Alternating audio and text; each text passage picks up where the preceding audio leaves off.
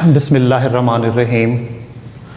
Dear student, today we are going to start new chapter that related with biological molecules.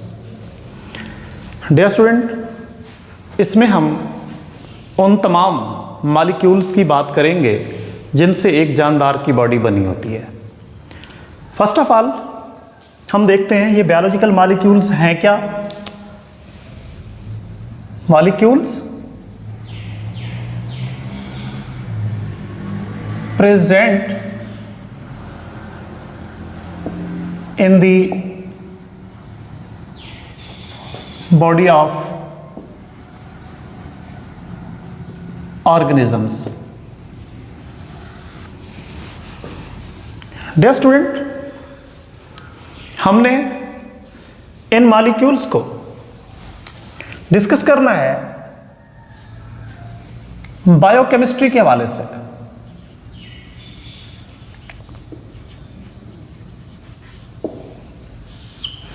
What is biochemistry? Biochemistry is branch of biology that deal with chemical components and chemical process take place in the body of organisms. Dear student, basically in chemical process में जो molecule participate करते हैं उन molecules को हम कहते हैं biological molecules. ये मॉलिक्यूल बुनियादी तौर पे दो किस्म के हैं, organic molecule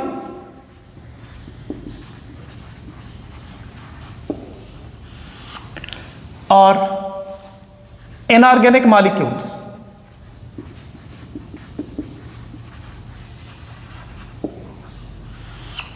Organic molecules having carbon and hydrogen together. Actually these are called hydrocarbons. While inorganic molecules not containing carbon and hydrogen together. Dear student, इनमें हम बात करेंगे ऑर्गेनिक और इनऑर्गेनिक मॉलिक्यूल के हवाले से. बैक्टीरियल सेल में भी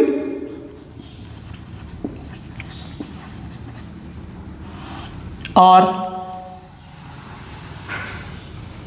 मैमेलियन सेल में भी.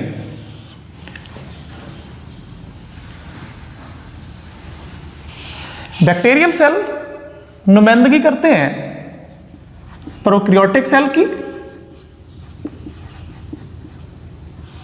और मैमेलियन सेल बेसिकली नुमाइंदगी कर रहा है यहां पे यूकैरियोटिक सेल की. डियर स्टूडेंट, हम इस चार्ट की मदद से मुख्तलिफ किस्म के ऑर्गेनिक और इनऑर्गेनिक मॉलिक्यूल्स की परसेंटेज इन जानदारों के हवाले से डिस्कस करेंगे.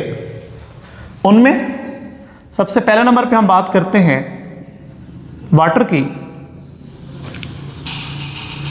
बैक्टीरियल सेल की बॉडी भी 70% वाटर पर मुश्तमिल है और मैमेलियन सेल की बॉडी भी 70% वाटर पर मुश्तमिल है. इसके अलावा दूसरे नंबर पे हम बात करते हैं प्रोटीन की. बैक्टीरियल सेल की बॉडी ओवरऑल 15% प्रोटीन से बनी हुई है और मैमेलियन सेल की बॉडी ओवरऑल 18% प्रोटीन पर मुश्तमिल है.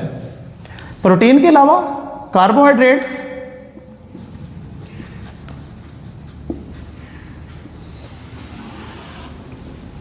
बैक्टीरियल सेल में कार्बोहाइड्रेट 3% है और मैमेलियन सेल की बॉडी 4% कार्बोहाइड्रेट पर मुश्तमिल है। लिपिड, बैक्टीरियल सेल की बॉडी में 2% लिपिड है, मैमेलियन सेल की बॉडी में 3% लिपिड्स है। DNA, deoxyribonucleic acid, bacterial cell की बॉडी ओवरऑल 1% डीएनए पर मुश्तमिल है और मैमेलियन सेल की बॉडी 0.25% डीएनए पर मुश्तमिल है। RNA, ribonucleic acid, bacterial cell में ओवरऑल 6% है और मैमेलियन सेल में 1.1% है। इसके अलावा अदर ऑर्गेनिक मॉलिक्यूल्स एंजाइम्स की सूरत में, मेटाबोलाइट्स की सूरत में,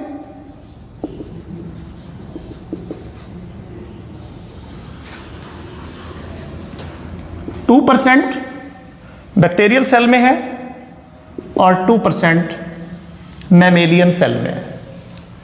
और लास्ट वन पे inorganic ions, calcium ions, sodium ions, potassium ions, bacterial cell 1% और मैमेलियन सेल 1%।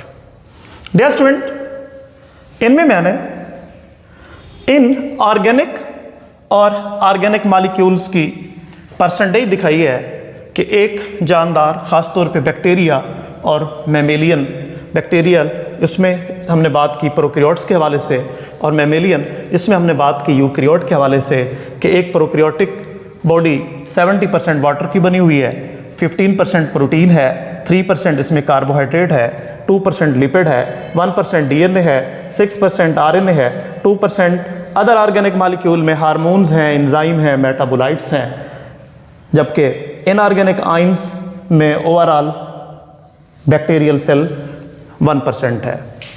इसी तरह एक मैमेलियन सेल की बॉडी 70% वाटर से बनी हुई है, 18% उसमें प्रोटीन है, 4% कार्बोहाइड्रेट्स हैं, 3% लिपिड है, 0.25% इसमें डीएनए है और 1.1% इसमें आरएनए है, 2% अदर ऑर्गेनिक मॉलिक्यूल है और 1% इनऑर्गेनिक आइंस हैं। ओवरऑल ये मॉलिक्यूल्स एक जानदार की बॉडी के अंदर मुख्तलिफ किस्म के केमिकल रिएक्शन में हिस्सा लेते हैं और उन केमिकल रिएक्शंस को मजमूई तौर पे हम नाम देते हैं मेटाबॉलिज्म और इन रिएक्शंस को नाम देते हैं मेटाबॉलिक रिएक्शंस। डियर स्टूडेंट, ये मेटाबॉलिक रिएक्शंस कौन सी रिएक्शंस है? All the reactions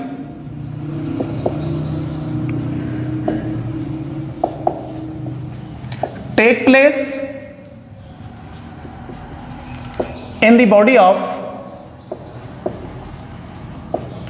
organism।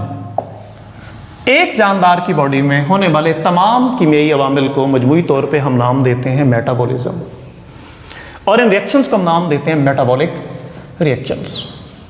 Dear student, ये मेटाबॉलिक रिएक्शंस बुनियादी तौर पे बॉडी के अंदर दो किस्म के होते हैं। एक होते हैं एनाबॉलिक रिएक्शन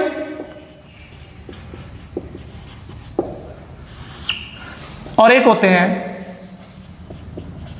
कैटाबॉलिक रिएक्शंस। एना जिस तरह नाम से ज़ाहिर है, एना मीन टू मेक, ये ऐसे रिएक्शंस हैं जिसमें simple molecules combine to form complex molecules। ये ऐसे रिएक्शंस हैं जिसमें सादा मॉलिक्यूल्स के मिलने से पेचीदा मॉलिक्यूल बनते हैं। एक्चुअली ये रिएक्शंस एनर्जी रिक्वायर्ड है, बेसिकली इन रिएक्शंस में एनर्जी इस्तेमाल होती है। दूसरे कैटाबॉलिक, कैटा का मतलब होता है टू ब्रेक। इसमें complex molecules break to form simple molecules और इनमें एनर्जी रिलीज होती है और रिलीज होने वाली एनर्जी बॉडी के अंदर बुनियादी तौर पे एटीपी की शक्ल में होती है और एटीपी की शक्ल में ये एनर्जी बॉडी की डिफरेंट एक्टिविटीज़ को परफॉर्म करने के लिए इस्तेमाल होती है। डियर स्टूडेंट, ये रिएक्शन एक जानदार की बॉडी के अंदर कैसे हो रहे हैं, किस तरह हो रहे हैं? एक्चुअली हम देखते हैं बायोलॉजिकल मॉलिक्यूल्स में दो किस्म के मॉलिक्यूल्स, एक मैक्रो मॉलिक्यूल्स, इससे पहले हम फर्स्ट चैप्टर में डिस्कस कर रहे हैं मैक्रो मॉलिक्यूल्स वो मॉलिक्यूल होते हैं जिनका मॉलिक्यूलर वेट ज़्यादा है और हमारी जो डाइट है इन्हीं मैक्रो मॉलिक्यूल्स पर मुश्तमिल है। ख़ास तौर पे हम डाइट में प्रोटीन, कार्बोहाइड्रेट्स और लिपिड्स इस्तेमाल करते हैं। ये molecule protein, carbohydrate, lipid diet के साथ जब बॉडी में दाखिल होते हैं तो बॉडी एंजाइम की मौजूदगी में इन मैक्रो मॉलिक्यूल्स को स्मॉलर मॉलिक्यूल में तोड़ती है और वो स्मॉलर मॉलिक्यूल्स जिनका मॉलिक्यूलर वेट कम होता है माइक्रो मॉलिक्यूल्स कहलाते हैं। अब प्रोटीन अमाइनो एसिड में टूट जाती हैं, कार्बोहाइड्रेट्स ग्लूकोज में और लिपिड्स फैटी एसिड्स और ग्लाइसिरोल में। तो ये amino acids, glucose, fatty acids दर हकीकत माइक्रो मॉलिक्यूल्स हैं। तो इन मैक्रो मॉलिक्यूल्स का माइक्रो मॉलिक्यूल में टूटना